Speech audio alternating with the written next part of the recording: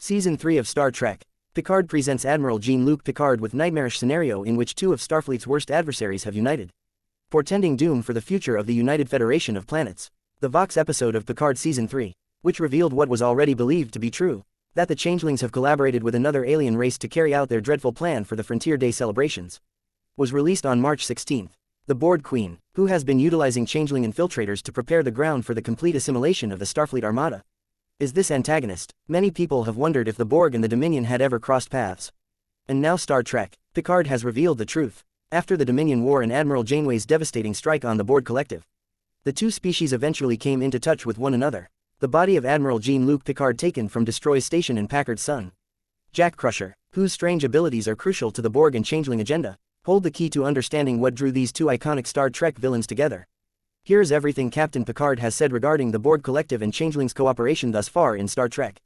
The Next Generation. From a young age, Jack Crusher is reported to have had frightening images and voices, which his mother Dr. Beverly Crusher described as dreams.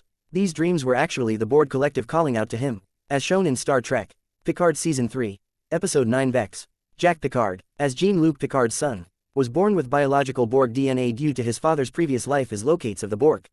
When Captain Vadic seized Jean-Luc's body from Daystrom Station and started looking at the areas of his brain that Federation physicians thought were infected with aromatic syndrome, they found this Borg DNA, but given the scope of the Borg Changeling scheme, it is likely that much preparation took place before the robbery from Destroy Station.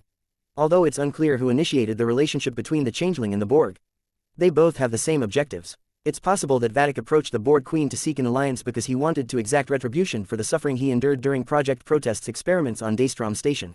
As an alternative, the Borg Queen sent Vadic after Jack Crusher to fulfill his destiny as Vox, son of Locutus of the Borg, before having the Changelings take Picard's body from Destroy and join Starfleet.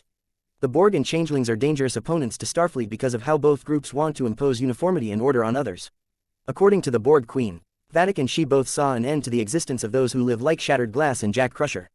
The Borg Queen describes their intentions for Frontier Day as a vindication for both our species, and a long overdue opportunity to reclaim their supremacy over the frail and individualistic solids.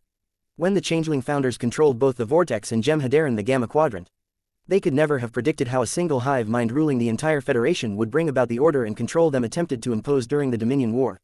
The real scope of the Borg and Changeling plan for Jack Crusher and the Federation is exposed at the Frontier Day celebration. The Borg Queen boosts Jack Crusher's ability to manipulate people's thoughts by sending a powerful energy surge out of her Borg Q. This enables the Borg Collective to rapidly absorb nearly the entire Starfleet Armada at once. But the Changeling infiltrators have been quietly laying the groundwork for their Borg plot to succeed behind the scenes. Thank you for watching. Please don't forget to comment, subscribe and give us a like.